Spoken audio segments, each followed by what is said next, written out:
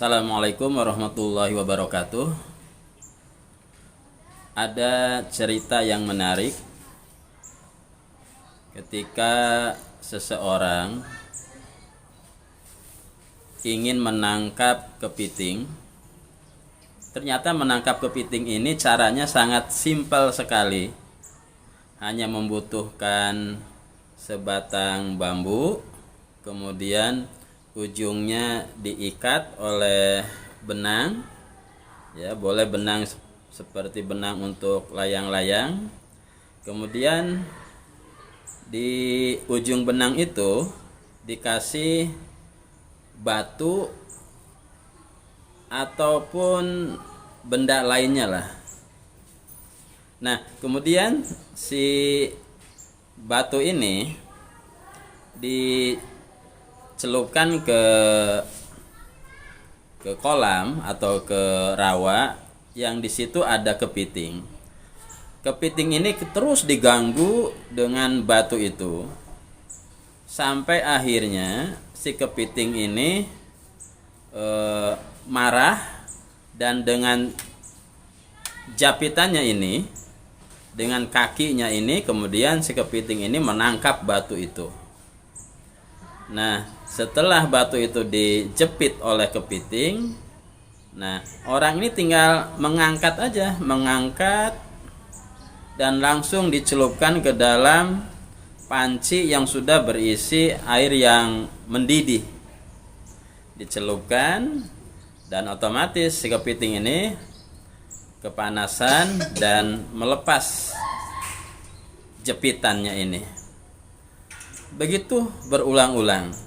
Jadi hanya dengan mengandalkan sebuah tongkat kecil yang ujungnya diikat oleh benang, kemudian ujung benangnya ini diberi batu, sesimpel inilah menangkap kepiting. Nah, apa yang bisa kita ambil pelajaran dari cara menangkap kepiting ini? Ternyata ketika kepiting diganggu terus, akhirnya kepiting ini marah. Nah, ketika kepiting ini marah, maka lupa dengan logikanya. Dia tidak bisa berpikir lagi, akhirnya dia menjepit batu itu dan terangkatlah si kepiting ini. Akhirnya kepiting itu kalah. Dia ketangkap, bahkan bisa dimasak, dimakan.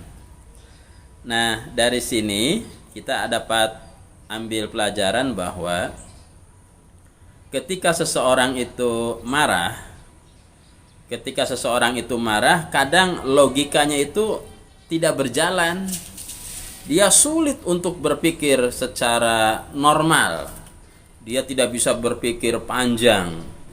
Dia hanya yang ada itu adalah bagaimana luapan emosinya itu tertumpahkan, tersalurkan. Hanya itu saja intinya. Dia tidak memikirkan apa dampak dari marahnya itu. Akibat dari marahnya dia tidak bisa memikirkan itu. Sehingga dia meluap-meluap, mengucapkan kata-kata yang kadang kurang pantas diucapkan.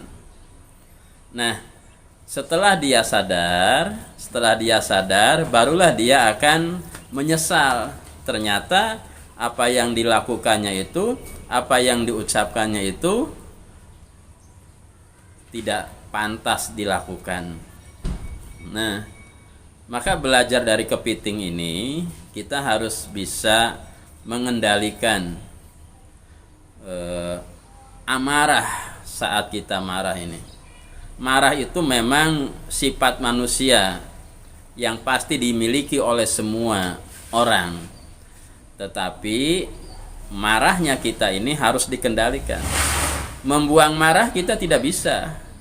Membuang marah itu tidak mungkin. Tapi bagaimana kita mengendalikan marah itu? Saat kita marah itu kita kendalikan, jaga emosi, jangan sampai melakukan sesuatu, jangan sampai mengucapkan ucapan-ucapan yang tidak pantas, yang akhirnya kita sendiri menyesal. setelah selesai hilang marahnya.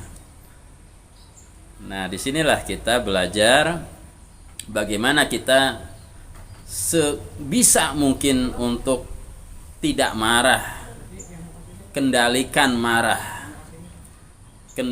marah kita ini. Maka kita diajarkan oleh agama itu ketika marah, kalau posisi kita sedang berdiri, maka segera duduk.